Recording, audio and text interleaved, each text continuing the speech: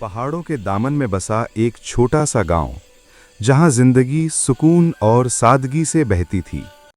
लेकिन पिछले चंद दिनों से एक पुरस्कार साया गांव की रातों को बेचैन कर रहा था।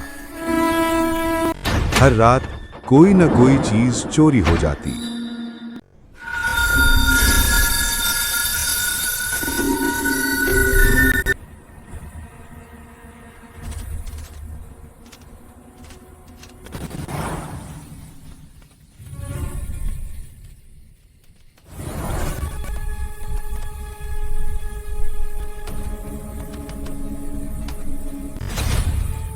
सुना है कल रात मुश्ताक के घर से भी चोरी हुई है।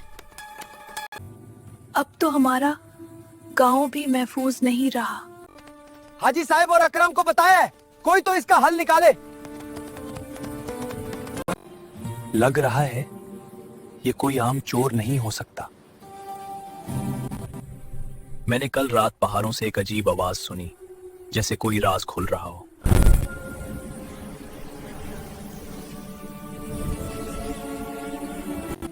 जैसे कोई पुराना राग, पर वो आवाज इंसान की नहीं थी। क्या मतलब है तेरा अकरम? तू कहना क्या चाहता है?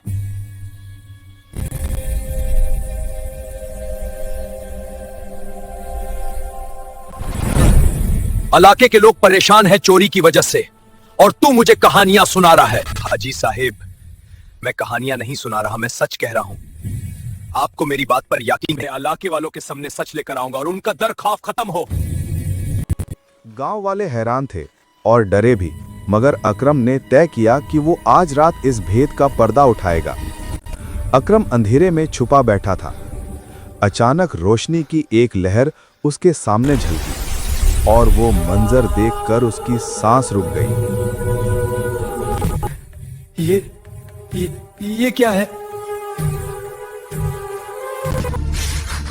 डरो मत, मैं तुम्हें नुकसान नहीं पहुंचाऊंगा। मैं भटक गया हूं। तो ये सब चोरियां तूने की हैं? हाँ, मगर सिर्फ जिंदा रहने के लिए। मैं दूर के शहर से आया हूं, वहां इंसानों ने मुझे छोड़ दिया। मेरा सिस्टम टूट रहा था, मुझे पुराने पुर्जे चाहिए थे। मैंने कभी किसी को नुकसान नहीं पहुंचाना चाहा। मैं समझ रहा हूं, पर तू अकेला क्यों है? क्योंकि मशीनें पुरानी हो जाएं तो इंसान उन्हें रात कर देते हैं, जैसे कभी कभी वो अपने बड़ों को भूल जाते हैं। वो आवाज जो मैंने सुनी थी, वो तेरी थी? हाँ, वो एक गाने वाली औरत थी। मैंने उसकी आवाज हमेशा के लिए अपने अंदर महफूज कर ली थी। वही आवाज है जो बार बार गूंजती है।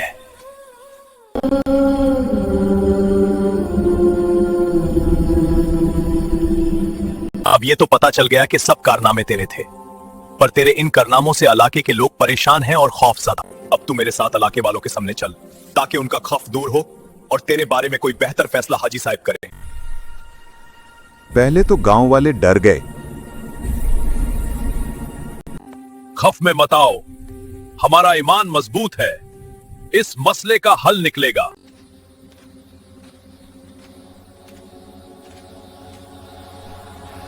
ये मुसाफिर है, हमारा मेहमान है, इसने अपनी कहानी सुना दी है।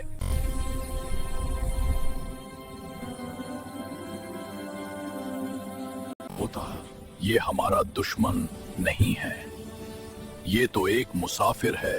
इलाके के लोगों, आपको इस रोबोट से डरने या खौफजदा होने की जरूरत नहीं। ऐसा कि मुझे अकरम ने बताया कि ये सब कारनामे इस रोबोट के थे, जो इसने अपनी जरूरत और मजबूरी में किया। और आप लोगों को कोई नुकसान नहीं दिया, बस जो आपका माल या अनाज था उसका नुकसान हुआ। आप अगर इन चीजों को नजरअंदाज कर दें तो हम इसकी बेहतरी का फैसला करते हैं कि जो इसने किया वो गलत किया। हम इसकी जरूरतों को सब मिलकर पूरा करेंगे और ये अब से हमारे साथ इस इलाके में रहेगा, सबका दोस्त बनकर। लेकिन जब हकीकत सामने आई तो इनके दिल बदल गए। रफ्ता रफ्ता वो रोबोट गांव का हिस्सा बन गया। बच्चे उसके साथ खेलने लगे, बुजुर्ग उसे अपनी कहानियां सुनाने लगे और वो अपनी आंखों की नीली रोशनी के साथ सुनता रहता। कभी कभी वो खोई हुई आवाज सबके सामने बजा देता और पूरा गांव खामोशी से सुनता। तो चोर नहीं, तू तो हमारा दोस्त है। कभी कभी जिसे हम खतरा समझते हैं वही हमारी जिंदगी में रोशनी ले आता है और हर खोई हुई आवाज किसी ना किसी दिल को फिर से जगा देती है।